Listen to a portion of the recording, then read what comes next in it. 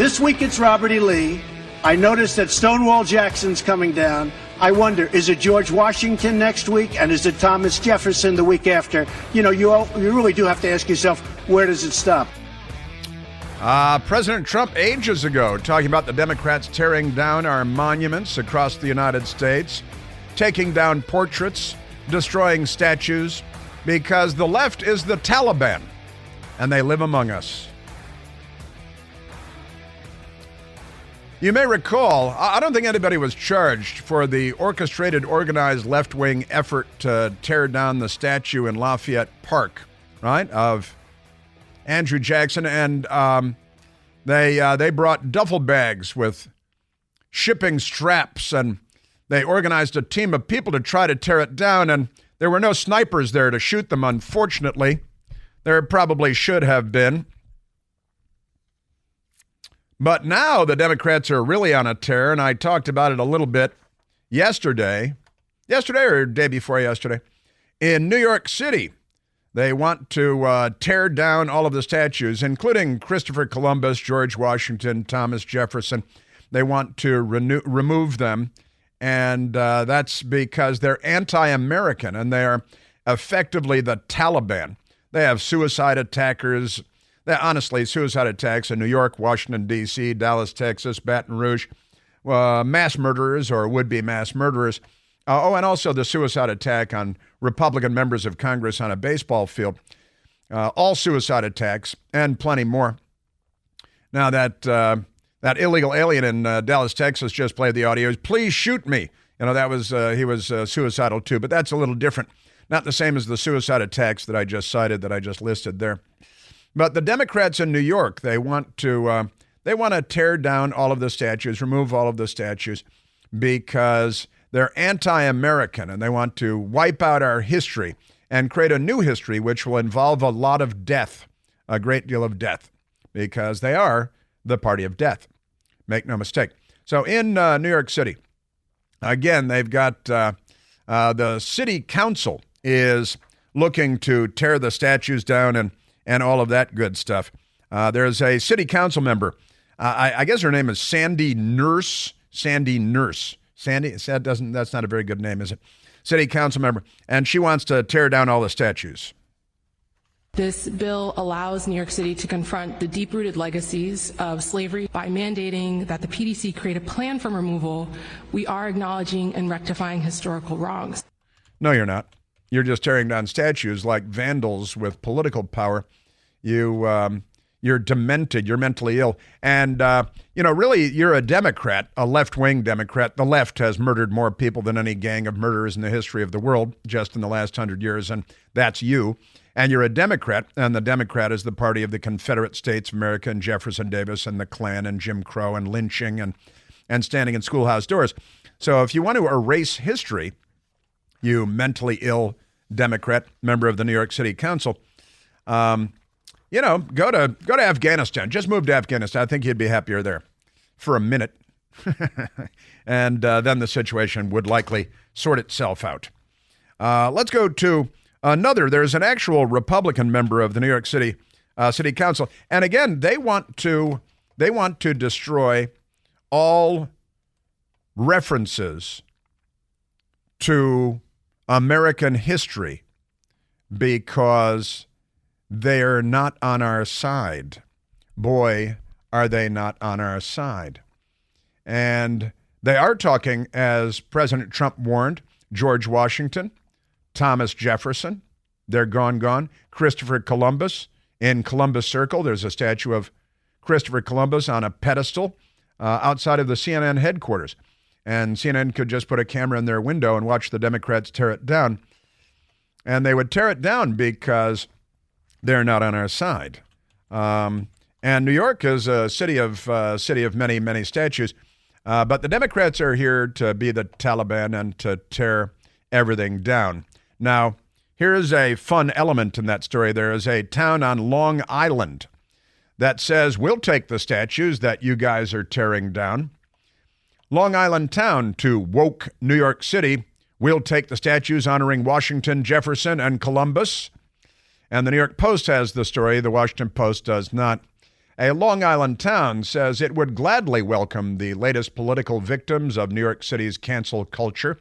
Statues of historical figures such as George Washington and Christopher Columbus, just as Donald Trump warned us about. Brookhaven, New York, a town on Long Island. Brookhaven officials say they already even have spots picked out for the statues and will cover the cost of dismantling and shipping them. You know, I didn't want to comment on whether that was right or wrong because that's a decision of the city. But I said, if you're going to do that, hey, we'll take those statues. Town Supervisor Edward Romaine told the New York Post on Tuesday, referring to the once hallowed historical figures now considered controversial by alleging woke haters. Romaine said, we look at their accomplishments, what they did for their time, and how they contributed to the long arc of history, and we would welcome having those statues. Now, that's great. There is a Republican member of the New York City Council, believe it or not, named Joe Borelli. I assume he's probably from Staten Island. But Joe Borelli doesn't have his head wedged into a dark and remote location. He was on the Fox News channel early this morning. This really does cut right to the heart of who progressives are. These are people who want to erase our shared experience, faults and all, but erase our shared experience as Americans. That's their goal, erase our shared experience as Americans. Yes, sir. Joe Borelli was also there to talk about more than that because Joe Biden is in New York, and he's wrong about everything. And he's not meeting with Mayor Eric Adams, who's been caterwauling and asking for $12 billion from the federal government because of all the illegal aliens that are sprawled out on sidewalks and consumed hotels and shelters all over New York City. Mayor Eric Adams. President Biden is coming to the city.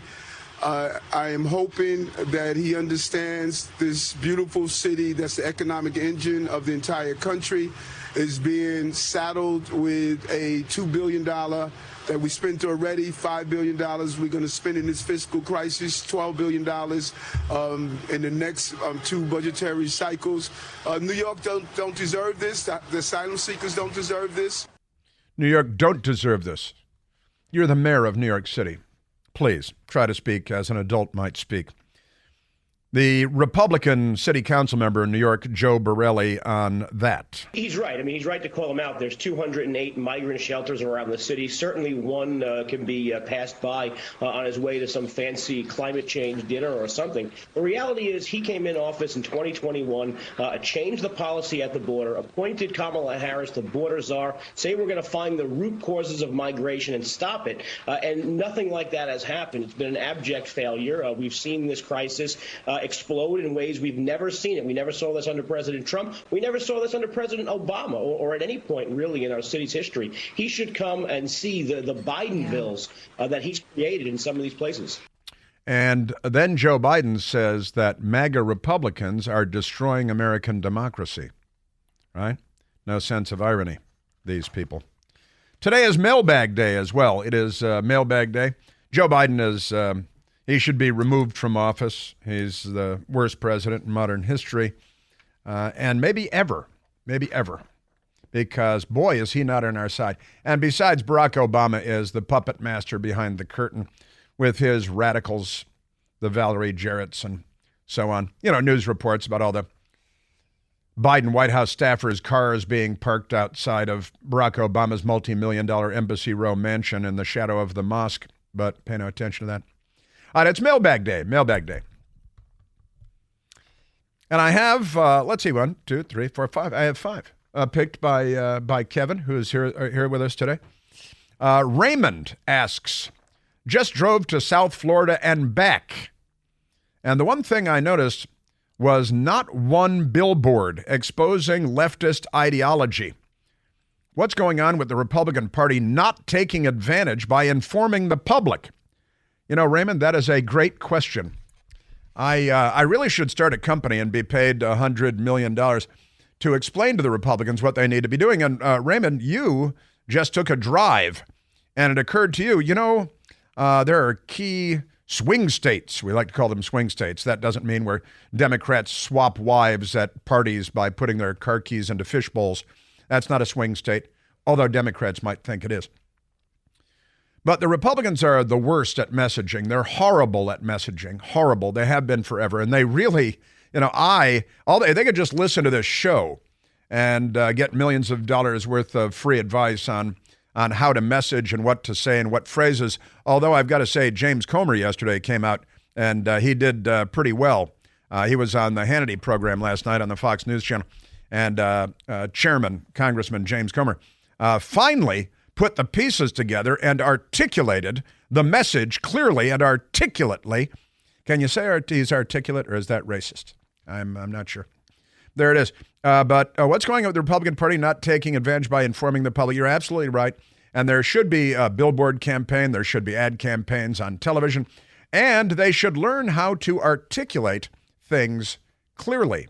Now, I want to save James Comer, but it would fit in right here perfectly because finally somebody wrote out a statement and it was uttered by a Republican member of the leadership, and it was and it was welcome by me at least. Now, Raymond, the Republicans are awful. I don't want to use any bad words.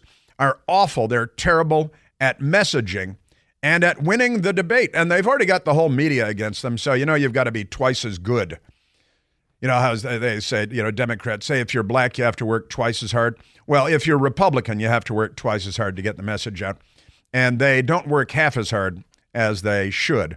And I should open an LLC like Hunter Biden and charge the Republicans and explain to them what they should be saying and how they should be saying it. And they should be pounding the table. David asks, why not a shirt that says support crime? ! Vote Democrat. That might be a good shirt, actually, David. That could be a good shirt. I'd wear that shirt, too. Of course, the problem is, and Michael Piercy and I were talking about this earlier, problem is that you wear a shirt like that, Democrat might shoot you because they shoot a whole lot of people. Have you noticed that? Support crime, ? Vote Democrat. And Michael and I, we've talked about this before. I want to produce a line of little yellow stickers with black print, like 4x4 inch, that say, want more carjacking? Vote Democrat. Want more murder? Vote Democrat. Right? And a series of those, and I talked about those a couple of years ago. We never got to them, unfortunately, but I did, vote. And I've talked about this, so I've had your very thought before, David, or a variation on that same thought. And I'm going to take this to my T-shirt genius guru, and we're going to talk about that, David. Delmer asks, why don't we do away with male and female teams and all other facilities and just X chromosome and Y chromosome for everything? Now, I think that's actually a fun idea, Delmer, and a great idea. We thought we had that sorted out by having an M on that door and a W on that door for men and women. But since the Democrat Party has erased gender, I think X and Y might be the fix for that.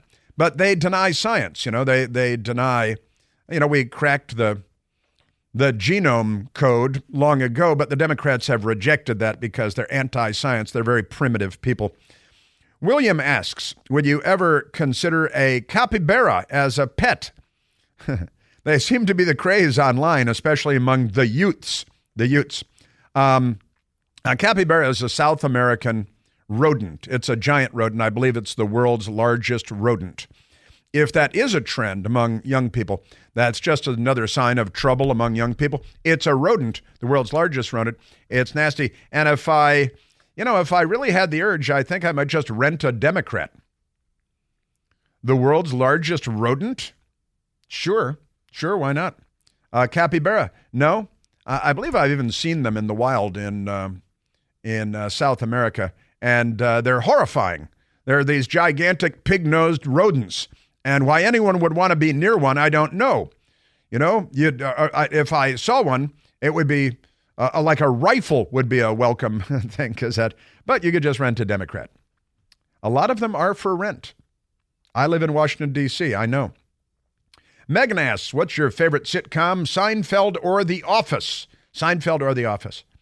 I got to say, Megan, and I feel bad about this because my compatriots here are huge fans of The Office. I never really got into watching The Office all that much. I didn't get into it at the right time. I think it's on Netflix, the whole thing. And I may go back and check it out. But of the two, I'm going to say Seinfeld. I'm going to say Seinfeld, since those are the choices that I have. Really, primarily because I've watched a lot of that. And it's more or less wholesome, clean comedy. Jerry Seinfeld has always been a clean comic. I think that, family-friendly, comedians in cars getting coffee and all kinds of fun stuff. And I think he's a nice comedian. Although I think Steve Carell in The Office, the episodes I've seen, very funny, very clever, requires too much dedication. But I know Kevin would say Office, and Michael would say Office. So I feel a little bit bad, but I'll probably get over it. Megan, thank you. William, Delmer, David, Raymond, thank you all very much. Mailbag day. President Biden's scheme to introduce the digital dollar to the United States is already nefariously underway, and it's very important to understand the potential consequences of this scheme. Contrary to what they're telling us, believe it or not, this is not in our best interest, and time is of the essence to get smart on this subject. You can't help protect yourself, your savings, your retirement from Joe Biden's scheme and the digital dollar by diversifying your money with IRAs in gold and silver, precious metals. That's right. You get started by calling the experts at American Alternative Assets. Call them today at 888-4-GOLD-20. That's 888-446-5320. They're going to give you all the guidance you need on safeguarding your retirement savings. Say no to Joe Biden's digital dollar scheme. Call 888-4-GOLD-20. That's American Alternative Assets at 888-446-5320. Individual results may vary. There is no guarantee that past performance will be indicative of future results. Seek your own legal, investment, tax, and financial advice before opening an account. Yeah, rock and roll, hoochie coo. All right, we've still got a lot more, including, as I said, a Republican congressman making a point well. Such a rare occasion, I want to share it with you.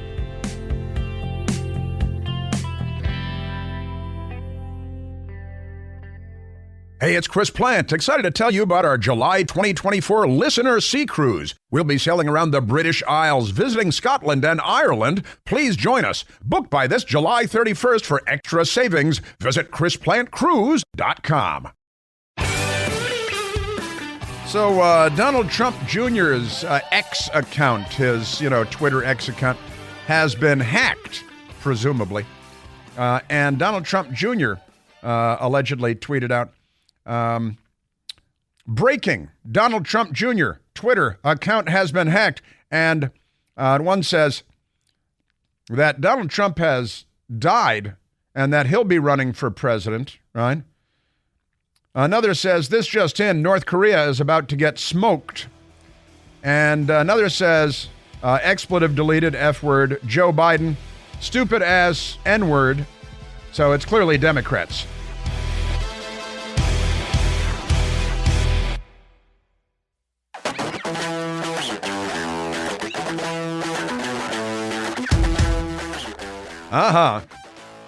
Superfly. Curtis Mayfield. Doesn't get a lot better than that album, I gotta say. Yeah, so somebody hacked Donald Trump Jr.'s Twitter account, and the first one, I think it's the first one, says, I'm sad to announce my father, Donald Trump, has passed away. That's the first tweet in the hacked thing. I will be running for president in 2024. So, you got Democrats right out of the gate. And then F-word, Joe Biden, stupid ass N-word. So now that's you don't need any more proof that it's Democrats because that's the Democrat Party, the party of the Klan. And then Richard Hart is innocent. When I become president, I'm going to burn the SEC, the Securities Exchange Commission. I don't know anything about that, but this is and apparently it's been fixed now. Is that correct? It's been fixed. He's got his X account back. Is that so? Such treachery. And they give themselves away every time without even knowing it because they're sinister, devious, criminal, vile, repugnant, vulgar, and stupid. So they get caught every time. You know, the prisons in America are filled with stupid people. People with low IQs and XYY chromosomes. Because, they commit crimes and then they don't get away with it. They get caught. Sort of like that illegal alien in Texas that murdered the 60-year-old man that got in the high-speed chase with police and shot a police officer, deported 9 times. That's a Democrat. That guy's a Democrat. No doubt about it. Gun. Please kill me. Please kill me.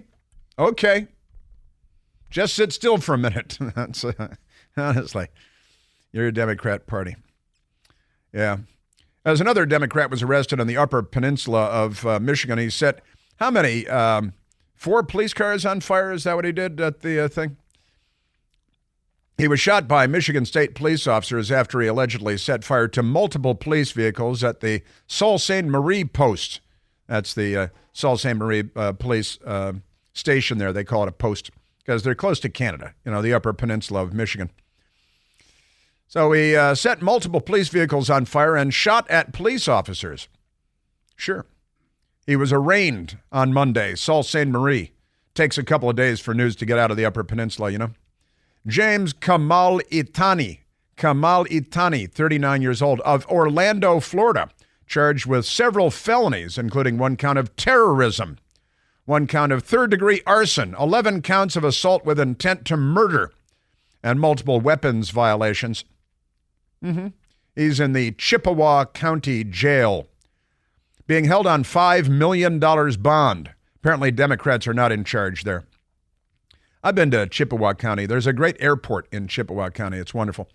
They have taxidermed animals, big ones like bears and mountain lions in the airport. It's great. And people are polite. It's an amazing thing. Yeah, he showed up at 3:15 a.m. September 6 wearing camouflage. And then Itani, he drove a Honda. They call him Sault Ste. Marie. Parked the vehicles, got out, doused several patrol vehicles with gasoline before setting them on fire. Then he drew a rifle from his vehicle, fired multiple rounds into and around the police vehicles. And then they got the guy, they caught him, and $5 million bond because they're not Democrats. No officers were injured during the incident. Police say that the perpetrator, James Kamal Itani, is a Democrat. They didn't really say that. I just said that. But I think if you check, you'll find that I'm right again. Happens very, very often. All right, now let's go to, because we have, the F-35 fighter jet that crashed, and we still don't know enough about that. We need to know more about that because it's an $80 million airplane, and the pilot punched out of the airplane, and the plane went for a while, and then they eventually, it took them like a full day to find the wreckage, the crash, and perhaps they should have found it more quickly if only they had spoken to an eyewitness. I think that this could have been resolved much more quickly than it was, but it took a while, and the witness, we have video. One of the local stations talked to the witness. Mr. Randolph White was out there in South Carolina, and he was there. He heard a crazy sound. Now, he's a guy, he's wearing a straw hat, a big straw hat. He's got some kind of coveralls on and stuff. And he spoke to the news media and told them what he saw and what he heard. Here is Mr. Randolph White. Man shares terrifying moment. Pilotless F-35 jet crashed near his home in Boom. See, because there's the boom, and he heard the boom and all of that stuff. And here's Mr. Randolph White. I was in the bathroom taking a shave. A shave? And I heard a screeching. Taking a shave. Saw that between a screech and a whistle. What did it sound like? What the hell is this? And I heard a boom. Then my whole house shook. He's a Williamsburg County resident, Randolph White. Said he heard the boom. The F-35 crashed near his house in rural South Carolina, where it took a long time to find it. Mr. Randolph White. He's an eyewitness. White says he didn't realize it was a plane at the time, so he didn't call anybody. The first thought came to me, I said, must what's a meteorite coming out of space or something? And I said, well, if it's an airplane, it needed to be reported. But the thing was flying just too low. It's flying too low. It's definitely flying too low. 71-year-old Mr. Randolph White, who was there, and he saw what they did. And yes, sir, he said he was taking a shave. He was inside his house in the bathroom, taking a shave, is what he said when he heard the whole thing. That's what it sounded like. We have recreation by 71-year-old Mr. Randolph White, and we thank him for that. We thank him very much. He was taking a shave in the bathroom. All right, now let's get to Congressman James Comer, Chairman James Comer. He was on the Sean Hannity program on the Fox News Channel last night, and I keep waiting for the Republicans to either get the message right and make it clear and bumper stickerize it, which they're terrible at doing, but the Democrats are expert at doing. And they could hire me, and I'd be very, very helpful in that regard, but I'm incredibly expensive, like all the other Washington experts on these things. But Congressman James Comer last night talking to Sean Hannity, and even this honestly had to be cobbled together a little bit from what James Comer said, but I think we're getting close to encapsulating the message for the American people. Next Thursday is the first hearing on Capitol Hill, and we're being told that the first hearing will be essentially a reiteration, a regurgitation, a restatement of the facts as assembled to this point, which is a good idea since nobody in the news media follows any of this, and therefore the American people have been kept in the dark unless you get your news from a very few sources like this show and this radio channel that you're listening to, this radio station. But let's go to James Comer last night, who summed it up pretty well. They just got to tighten it up.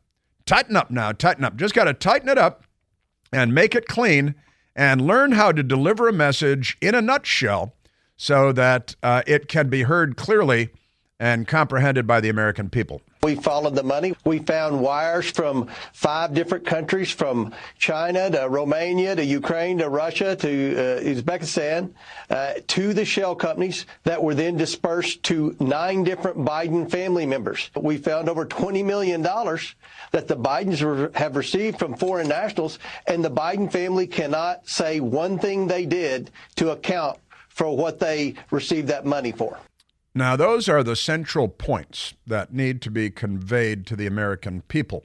That the Biden family, and it could be more concise, and again, that had to be edited together to make it more cogent and more coherent. But nevertheless, and I don't mean this as a criticism of Congressman James Comer, Chairman Comer, who I think is doing great work, but they really need help in crystallizing the message that must be conveyed to the American people. The Biden family has taken in at least $20 million that have been identified from China, Romania, Ukraine, Uzbekistan, and Russia. The money has been distributed to 9 different family members.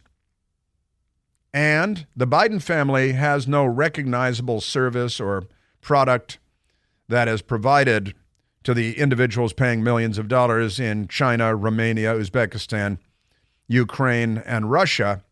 And I've got to say, if I were a member of Congress, I'd be more clear than most members of Congress. Wouldn't I? I think I would. But, God bless James Comer for doing the work, and it is long and tedious work, and pulling together the facts, and they're being obstructed at every turn by the Attorney General who's testifying on Capitol Hill today, by the FBI, by the Treasury Department under Joe Biden, refusing to hand over the suspicious activity reports, more than 150 of those, and putting the pieces together when you are getting so much resistance from the federal government. All right. Let's see. We haven't gone to a telephone call in a while. Let's go to a telephone call. Looking at the clock now. I can't believe we run out the clock like this every day. It's nuts. I have so much more to get to. Let's go to Alan, calling from San Diego, California. Alan, you're on the Chris Plante Show. Mr. Chris, I've been listening to you since Rush Limbaugh, and he was my favorite forever. Mm-hmm. And then you came along, and you're now my favorite. But I am mad at you for implying that Michelle Obama is going to enter, and oh no, she'll win. And I think that we all, we should go ahead and just say, listen, who's pulling the strings right now for Biden? And we all know who that is, and who's all his staff is there. So Trump, should go ahead and just call her out and just say, well, I think everybody knows now that Biden's not going to be there. Kamala's not going to be there. Michelle's the strongest candidate. Come on. So if she comes on, and what do you think you're going to go ahead and get? More of the same. Is that what you want, people? Is that what you want, America? And, and so we should go ahead and be proactive and go after, call her out, because I think you're right. I think, and I put $20, I taped it behind my coworker's calendar, about a year ago. And I said, Michelle's going to come in, and that's what's going to happen. And he said, no, that's never going to happen. And I've been showing, them online stuff and emailing it to my different coworkers. And I said, here she comes. They're prepping. And so we should go ahead and just cut to the chase and just say, well, it looks like this is what's going to happen. So, okay, people, you're going to have to go ahead. So let's not be surprised when she comes out. And when they advertised the DNC to be in Chicago, I said, why do you think that is? Because that's her hometown, and it's going to be a media frenzy. And, and they'll whip her up. And we can't she'll be on every magazine cover, and, it'll go like that. And so we need to go ahead and be ready for that, expect it, but then get past the sensationalism and just say, okay, people, you want another 4 years, or longer of this, just think what she's going to do. Because she said that when Obama got elected, that was the first time she's ever been proud of America. Great. Right. That's right. That should be the leading, that should be the leading, thing that Trump has to go ahead and say, that's a woman that has never been proud of America, and that's what we're going to continue to get, and we're going to continue to get more of the same. I really appreciate you. I love your humor, and I'll continue to listen to you no matter what. Well, thank you. Thank you very much, Alan. And beautiful San Diego. My brother, Daniel, is a news reporter in San Diego, California. No, I listened to you forever, so it's pretty funny. I got to listen to that guy one of these times. But frankly, I don't watch TV that much because I'm so sick of it. Yeah. I get all my news from podcasts, Yeah. You don't get the real scoop anymore unless you're listening to podcasts, really, frankly. Well, Alan, I understand your concern, and it sounds like you're out in front of me. We played audio a couple of days ago of Ted Cruz saying as much about Michelle Obama parachuting in at the last minute. And it's something I've been talking about for a long, long time. And really, I'm sounding the alarm, Alan. And I know that you know that. I'm sounding the alarm, and we should just call her out. Say, come on, let's cut to the chase, folks, and start thinking, just assuming that she's going to be the one. And you got to start thinking, rather than the sensationalism of that happening, is that what you want? Just expect it. And is that what you want? I'm with you, Alan. Thank you very much. Great call. I appreciate your calling in. Did you hear, speaking of Democrats and lying and their tricks and the information dominance, you see Hillary Clinton yesterday? Hillary Clinton and lying, go together like carrots and peas, like corn on the cob and butter. One of the biggest liars. And wait to hear what she said yesterday. The Democrats, the shamelessness of these people. And let me tell you something. For the first time in my adult life, I am proud of my country because it feels like hope is finally making a comeback.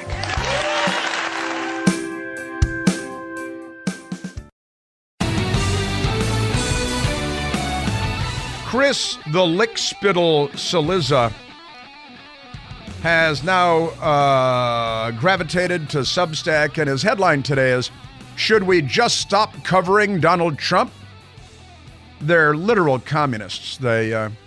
And Lickspittle, as his mother calls him.